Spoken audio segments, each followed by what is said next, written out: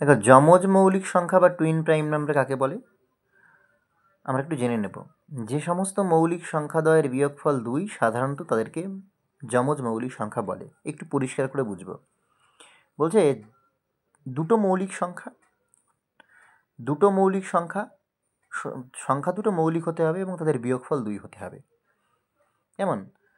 যেমন আমি উদাহরণ হিসেবে 3 আর 5কে রেখেছি। দেখো, 3 একটা মৌলিক সংখ্যা, 5ও একটা মৌলিক সংখ্যা এবং এদের বিয়োগফল 2। সুতরাং আমাদের সংজ্ঞাটাকে স্যাটিসফাই করছে। 5 আর 7-এর ক্ষেত্রে 11 আর 13-র ক্ষেত্রেও কিন্তু একই ঘটনা ঘটছে। অর্থাৎ এখানে আমরা যে জোড়াটাকে নিচ্ছি সেই জোড়াটায় যে দুটো সংখ্যা থাকছে এরা প্রত্যেককেই কিন্তু মৌলিক হতে হবে, এদের বিয়োগফল 2 হতে হবে। যেমন ধরো, সাধারণ গুণনীয়কের প্রশ্নে যদি আমরা আসি, সেটা কো প্রাইমের ক্ষেত্রে এবং টুইন প্রাইমের ক্ষেত্রে উভয় ক্ষেত্রেই এদের সাধারণ গুণনীয়ক যেটা একই হবে।